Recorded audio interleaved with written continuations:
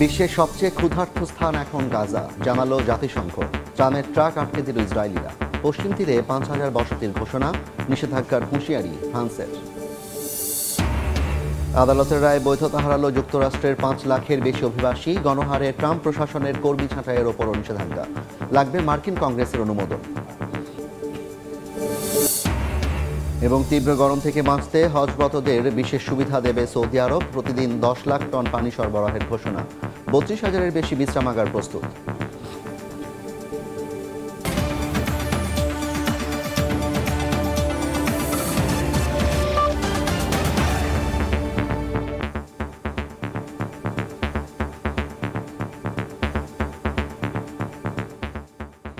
আন্তর্জাতিক সময়ের সঙ্গে আছি আমি জাফর সাদিক।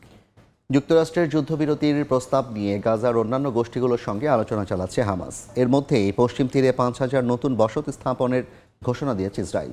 গাজা পরিস্থিতিকে অগ্রহণযোগ্য বলে ইসরায়েলের ওপর নিষেধাজ্ঞা জারির হুঁশিয়ারি দিয়েছেন ফরাসি প্রেসিডেন্ট। এর কড়া জবাব দিয়েছে তেল আবিব। পশ্চিম তীরে নতুন করে ৫,০০০ বসতি নির্মাণের ঘোষণা দিয়েছে ইসরায়েলি সরকার। জর্ডান ও অন্যান্য এলাকায় এ বসতি নির্মাণ করা হবে। জাতিসংঘ ও ইউরোপীয় ইউনিয়নের উদ্বেগ থাকা সত্ত্বেও বসতি সম্প্রসারণ বন্ধের কোনো ইঙ্গিত দেয়নি নেতানিয়াহু প্রশাসন। হামাসের রাজনৈতিক ব্যুরো জানিয়েছে, যুক্তরাষ্ট্রের যুদ্ধবিরতি প্রস্তাব তারা গুরুত্বের সঙ্গে বিবেচনা করছে। গাজার অন্যান্য প্রতিরোধ গোষ্ঠীর সঙ্গে আলোচনা চলছে বলেও জানায় তারা। উল্লেখ্য, মার্কিন প্রস্তাবে ২৮ জন ইসরায়েলি জিম্মির মুক্তির বিনিময়ে ১২০০রও বেশি ফিলিস্তিনি বন্দীর মুক্তি এবং ৬০ দিনের যুদ্ধবিরতির কথা বলা হয়েছে। গাজা পরিস্থিতি নিয়ে জার্মান পররাষ্ট্রমন্ত্রী বলেন, গাজার মানবিক পরিস্থিতি একটি নজিরবিহীন বিপর্যয়। এদিকে গাজার বর্তমান অবস্থাকে অগ্রহণযোগ্য বলেছেন ফরাসি প্রেসিডেন্ট ইমানুয়েল ম্যাখো। তিনি বলেন, অঞ্চলটিতে মানবিক সহায়তা বাধাগ্রস্ত হলে ইসরায়েলের বিরুদ্ধে নিষেধাজ্ঞা দেওয়া হতে পারে। একই সঙ্গে তিনি যুদ্ধ অবসানের জন্য তাৎক্ষণিক যুদ্ধবিরতির আহ্বান জানান। তার এই বক্তব্যের কড়া প্রতিক্রিয়া দিয়েছে ইসরায়েলি সরকার। তেল আবিব বলছে, ম্যাখো ইহুদি রাষ্ট্রের বিরুদ্ধে ক্রুসেড চালাচ্ছেন, যা ইসরায়েলের আত্মরক্ষার অধিকারকে অস্বীকার করার শামিল। এদিকে গাজার জন্য পাঠানো মানবিক সহায়তা বহনকারী ট্রাক আটকে দিয়েছে ইসরায়েলি বিক্ষোভকারীরা। কেরেম শালম ক্রসিং এর কাছে বিক্ষোভকারীরা কোনো খাদ্য নয়, শুধু জিম্মি ফেরত চাই লেখা ব্যানার নিয়ে অবস্থান নেয়। এতে যুদ্ধবিরতি ও সহায়তা পৌঁছানো আরও অনিশ্চিত হয়ে পড়েছে। সাদিয়া তাসনিম, সময় সংবাদ। ট্রাম্প প্রশাসনকে ৫ লাখ অভিবাসীর বৈধতা প্রত্যাহারের অনুমতি দিলেন যুক্তরাষ্ট্রের সুপ্রিম কোর্ট। একই দিন হার্ভার্ড বিশ্ববিদ্যালয়ের সঙ্গে বিদেশি শিক্ষার্থী নিয়ে তার বিরোধ চললেও তিনি চান শিক্ষার্থীরা যুক্তরাষ্ট্রে পড়াশোনা করুক। এদিকে ট্রাম্পের সরকারি দক্ষতা বিভাগের প্রধান হিসেবে ইলন মাস্কের শেষ দিনে তাকে ধন্যবাদ জানিয়ে প্রেসিডেন্ট বলেন, মাস্ক ভবিষ্যতেও প্রশাসনের সঙ্গে যুক্ত থাকবেন। সুপ্রিম কোর্টের রায়ে কিউবা, হাইতি, নিকারাগুয়া ও ভেনেজুয়েলার প্রায় ৫,৩০,০০০ অভিবাসী যুক্তরাষ্ট্রে থাকার বৈধতা হারাতে বসেছেন। বাইডেন আমলে চালু হওয়া মানবিক প্যারোল কর্মসূচির মাধ্যমে এসব অভিবাসী অস্থায়ীভাবে যুক্তরাষ্ট্রে বসবাস ও কাজ করার সুযোগ পেয়েছিলেন। ট্রাম্প প্রশাসন এই কর্মসূচি বন্ধের উদ্যোগ নিলে তা ফেডারেল আদালতে আটকে যায়, যা এবার সুপ্রিম কোর্টের রায়ে বাতিল হলো। এই রায়ের পরদিনই পররাষ্ট্র মন্ত্রণালয়ের এক নির্দেশনায় জানানো হয়, হার্ভার্ড বিশ্ববিদ্যালয়ের সঙ্গে সংশ্লিষ্ট সব বিদেশি নাগরিকের ভিসা আবেদন অতিরিক্ত যাচাইয়ের আওতায় আসবে। তাদের অভিযোগ, বিশ্ববিদ্যালয়টি ক্যাম্পাসের সহিংসতা ও ইহুদি বিদ্বেষ আটকাতে ব্যর্থ হয়েছে। তবে প্রেসিডেন্ট ট্রাম্প বলেন, হার্ভার্ডের সঙ্গে বিরোধ চললেও তিনি চান বিদেশি শিক্ষার্থীরা যুক্তরাষ্ট্রে পড়তে যাক। একই দিন হোয়াইট হাউসে বিদায়ী ইলন মাস্ককে পাশে বসিয়ে প্রেসিডেন্ট ট্রাম্প তাকে ধন্যবাদ জানান। সরকারি ব্যয় কমাতে মাস্ক দায়িত্ব পান ডিপার্টমেন্ট অফ গভর্নমেন্ট এফিসিয়েন্সি বা ডিওজিইর। কয়েক হাজার কর্মসংস্থান ও বহু সরকারি প্রকল্প বাতিল করে মাস্ক আলোচনার কেন্দ্রে ছিলেন। যদিও প্রতিশ্রুত সাশ্রয়ের পুরোটা পূরণ হয়নি, তবু প্রেসিডেন্ট জানান মাস্ক সবসময়ই প্রশাসনের সঙ্গে থাকবেন। মাস্কও জানান সরকারি খাতে আরও পরিবর্তনের জন্য তিনি পরোক্ষভাবে যুক্ত থাকবেন। সাদিয়া তাসনিম, সময় সংবাদ। কংগ্রেসের অনুমোদন ছাড়া গণহারে কর্মী ছাঁটাইয়ের মতো বড় কোনো পরিবর্তন করতে পারবেন না মার্কিন প্রেসিডেন্ট। স্থানীয় সময় শুক্রবার এ রায় দেন যুক্তরাষ্ট্রের আদালত। জানানো হয়, ছাঁটাইয়ের নির্বাহী আদেশটি প্রেসিডেন্টের ক্ষমতার বাইরে। দ্বিতীয় মেয়াদে মার্কিন প্রেসিডেন্টের দায়িত্ব নেয়ার পর থেকে একের পর এক নির্বাহী আদেশ জারি করছেন ডোনাল্ড ট্রাম্প। তার দাবি, সরকারি খাতে খরচ কমাতেই এসব নির্বাহী আদেশ জারি করছেন। বিশেষ করে শুরু থেকেই কেন্দ্রীয় দপ্তরগুলোতে কর্মীদের গণছাঁটাইয়ের মতো সিদ্ধান্ত নেন। এবার ট্রাম্পের এসব নির্বাহী আদেশের ওপর কঠোর রায় দিলেন মার্কিন আদালত। এতে বেশ বড় ধরনের ধাক্কা খেল ট্রাম্প প্রশাসন। স্থানীয় সময় শুক্রবার রায়ে আদালত জানান, কংগ্রেসের অনুমোদন ছাড়া সরকারি কর্মীগণ ছাঁটাইয়ের মতো বড় কাঠামোগত পরিবর্তন করতে পারবেন না মার্কিন প্রেসিডেন্ট। আদালত বলেছেন, কংগ্রেসের বিভিন্ন দপ্তরকে ছাঁটাইয়ের অধিকার দিলেও প্রেসিডেন্টকে দেয়নি, তাই এ সংক্রান্ত নির্বাহী আদেশ প্রেসিডেন্টের ক্ষমতার বাইরে। প্রতিরক্ষা, পররাষ্ট্র, স্বাস্থ্য ও বিচারিক সহ প্রায় সব দপ্তরে ছাঁটাই ঠেকানোর জন্য আদালতের এই রায়ে বেশ অসন্তুষ্ট হোয়াইট হাউস। মুখপাত্র হ্যারিসন ফিল্ডস বলছেন, একজন জেলা বিচারক গোটা বিচার বিভাগের শক্তি ব্যবহার করে প্রেসিডেন্টের ক্ষমতায় হস্তক্ষেপ করছেন। এ নিয়ে আইনি লড়াই চালিয়ে যাওয়ার কথাও বলেছেন তিনি। ছাঁটাই সংক্রান্ত ট্রাম্পের নির্বাহী আদেশের বিরুদ্ধে মামলাটি করেছে সরকারি কর্মকর্তাদের ইউনিয়ন, স্থানীয় সরকার ও বিভিন্ন স্বতন্ত্র সংগঠন। নাদিম মারজান, সময় সংবাদ। আন্তর্জাতিক সময় আরও থাকছে। অপারেশন সিঁদুরে ভারতীয় নৌবাহিনী অংশ নিলে পাকিস্তান ভেঙে 4 টুকরো হতো, দাবি রাজনাথ সিংয়ের। পানিকে অস্ত্র হিসেবে ব্যবহার না করতে সতর্কবার্তা ইসলামাবাদের। ট্রাম্প প্রশাসন থেকে বিদায়ের সময় ইলন মাস্ককে স্বর্ণের চাবি উপহার দিলেন মার্কিন প্রেসিডেন্ট ডোনাল্ড ট্রাম্প। এ সময় ট্রাম্প তার প্রশংসা করেন। এদিকে মাস্কের চোখে কালো দাগ দেখে শুরু হয় গুঞ্জন। জানা গেছে তার ছেলে এক্সের ঘুষিরই চোখের নিচে দাগ পড়েছে। বিদায় মুহূর্তে ট্রাম্পের কাছ থেকে বিশেষ উপহার পেলেন ইলন মাস্ক। ওভাল অফিসে ছোট্ট একটি বক্সে করে স্বর্ণের চাবি তুলে দেন ট্রাম্প। তিনি জানান, এই উপহার সাধারণ মানুষের জন্য নয়, বিশেষ কারো জন্যই। সেই উপহার হাসি মুখে সাদরে গ্রহণ করেন ইলন মাস্ক। ওভাল অফিসে বিদায় অনুষ্ঠানে ইলন মাস্কের প্রশংসা করেন মার্কিন প্রেসিডেন্ট। সরকারি দক্ষতা দপ্তরের নেতৃত্বে মাস্কের বিভিন্ন উদ্যোগ দুর্নীতি হ্রাস, আধুনিকীকরণ ও ব্যবস্থায় সংস্কারে অসাধারণ কাজ করেছেন বলে উল্লেখ করেন ট্রাম্প। এ সময় ট্রাম্প আরও বলেন, যুক্তরাষ্ট্র সরকারের পক্ষ থেকে মাস্ককে স্বর্ণের চাবি দেওয়া হয়েছে, কেননা তিনি এটা পাওয়ার যোগ্য।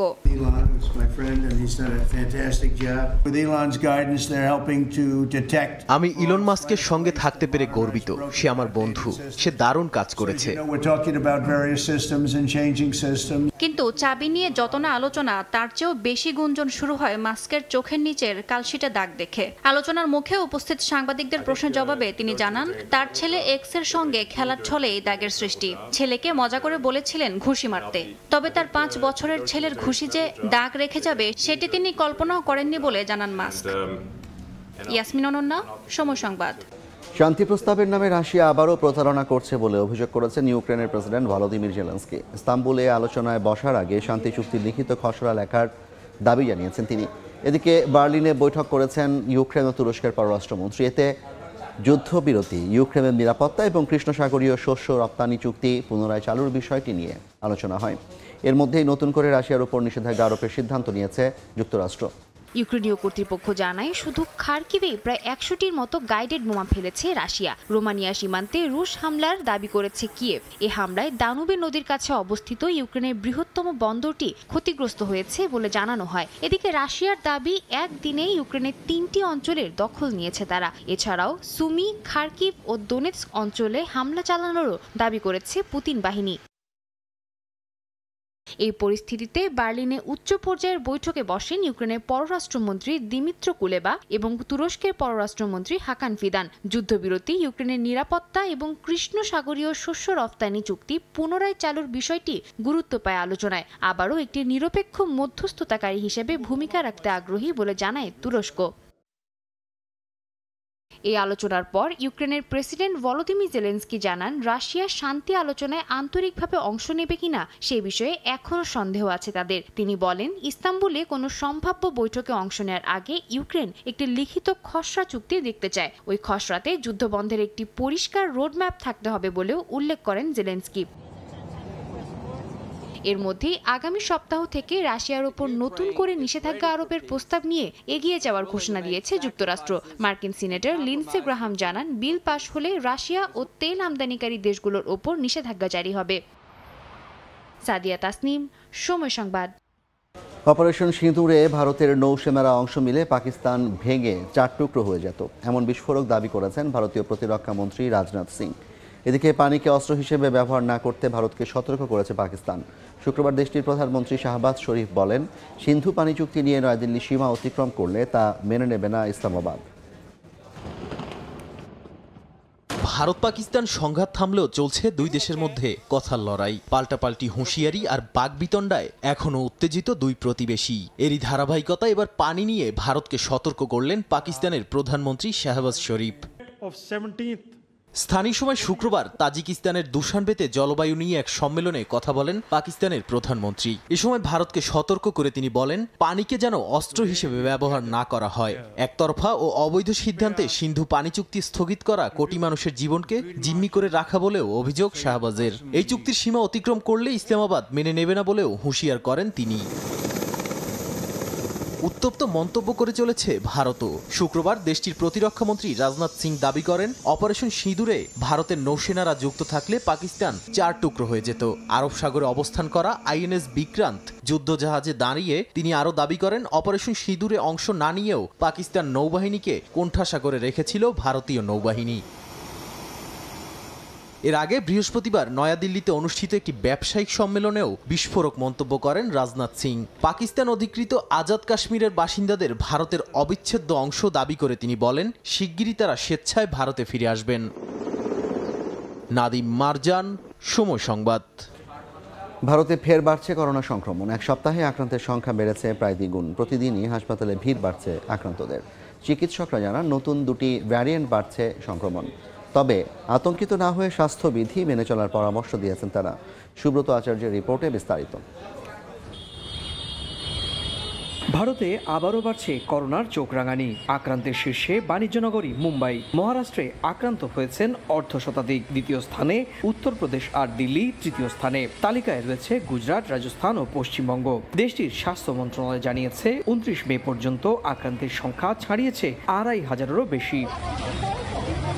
চিকিৎসকরা বলছেন, গলা ও মাথা ব্যথা সহ মৃদু শ্বাসকষ্ট নিয়ে হাসপাতালে ভর্তি হচ্ছেন রোগীরা। করোনার নতুন দুটি ভ্যারিয়েন্ট LF7 এবং 1.8.1 এর সন্ধান পেয়েছেন বিশেষজ্ঞরা। তবে আশার কথা, এই দুই ভ্যারিয়েন্টে আক্রান্ত কারো এখনো পর্যন্ত মৃত্যুর খবর পাওয়া যায়নি, যদিও ভ্যারিয়েন্ট দুটোই দ্রুত সংক্রমণ ছড়াচ্ছে। এই অবস্থায় করোনার বিধিনিষেধ মেনে চলার পরামর্শের পাশাপাশি আতঙ্ক না হওয়ার পরামর্শও দিয়েছেন চিকিৎসকরা।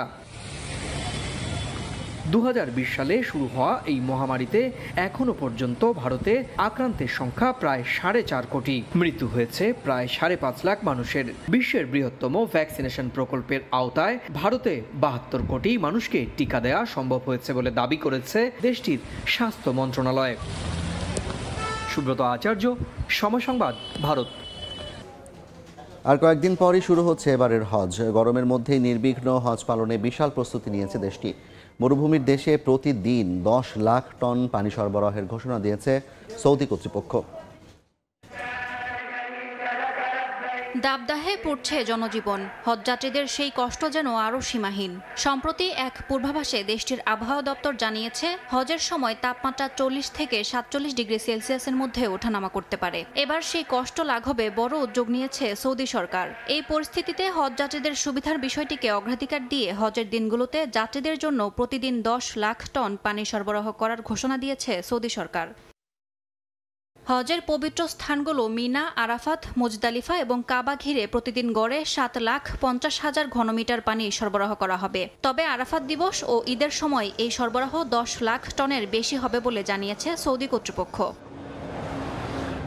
হজের পানি সরবরাহ পরিকল্পনার নেতৃত্ব দিচ্ছে সৌদি পরিবেশ, পানি ও কৃষি মন্ত্রণালয়। এর আওতায় 18টি বড় প্রকল্প এর মধ্যে শেষ হয়েছে মক্কা ও এর আশেপাশের এলাকায়, যার মধ্যে রয়েছে পানির পাইপলাইন সম্প্রসারণ, স্টোরেজ ব্যবস্থা উন্নয়ন, আধুনিক পাম্পিং স্টেশন ও বজ্র পরিশোধনাগার। 32,000-এরও বেশি পাবলিক টয়লেট ও বিশ্রামাগার প্রস্তুত করা হয়েছে হজ যাত্রীদের জন্য। ইয়াসমিন অনন্যা, সময় সংবাদ। গণতন্ত্রের জন্য জীবন দেয়া শহীদদের স্বপ্নের দেশ গড়তে সবাইকে ঐক্যবদ্ধ হওয়ার আহ্বান জানিয়েছেন বিএনপির ভারপ্রাপ্ত চেয়ারম্যান তারেক রহমান। সাবেক রাষ্ট্রপতি জিয়াউর রহমানের 44তম শাহাদত বার্ষিকী উপলক্ষে লন্ডনে যুক্তরাজ্য বিএনপির মিলাদ ও দোয়া মাহফিলে তিনি এ আহ্বান জানান।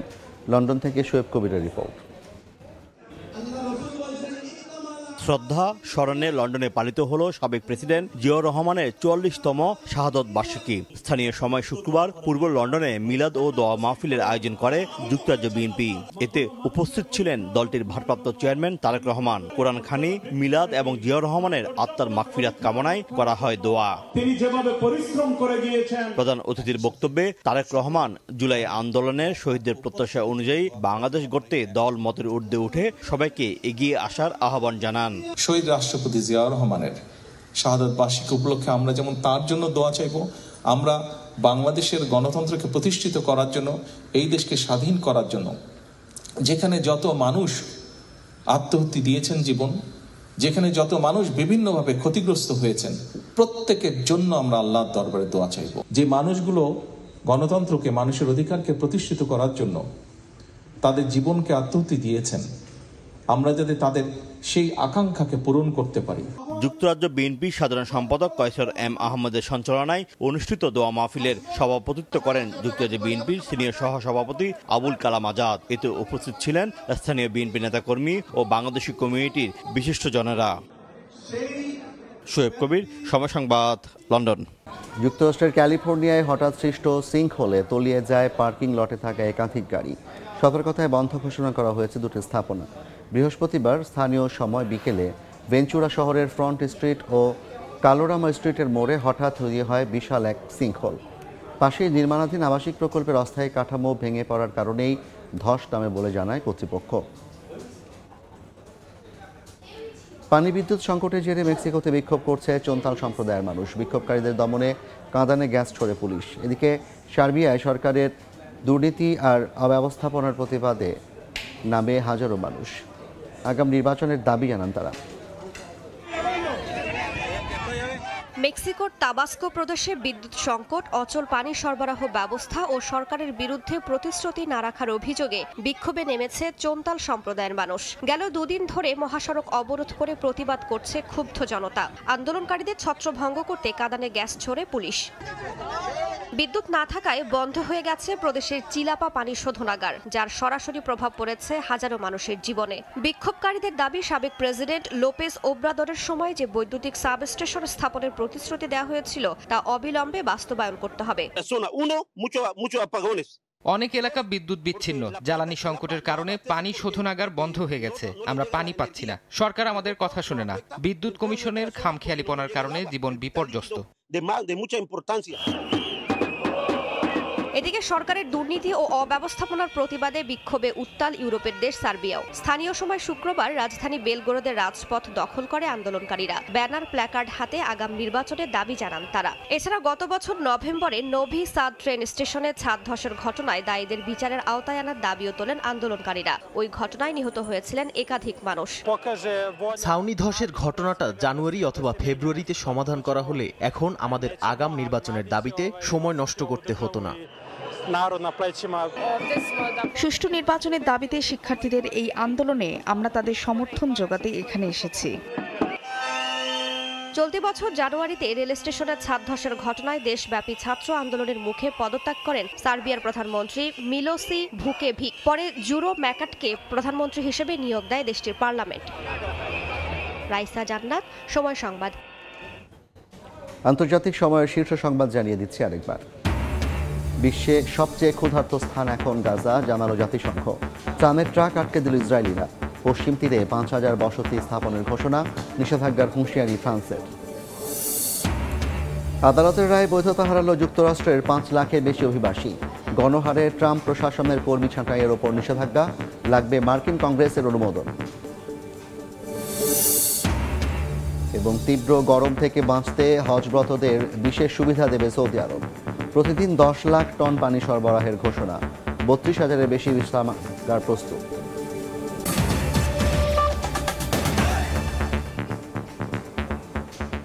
এই ছিল আন্তর্জাতিক সময়। সঙ্গে থাকুন সময়ের।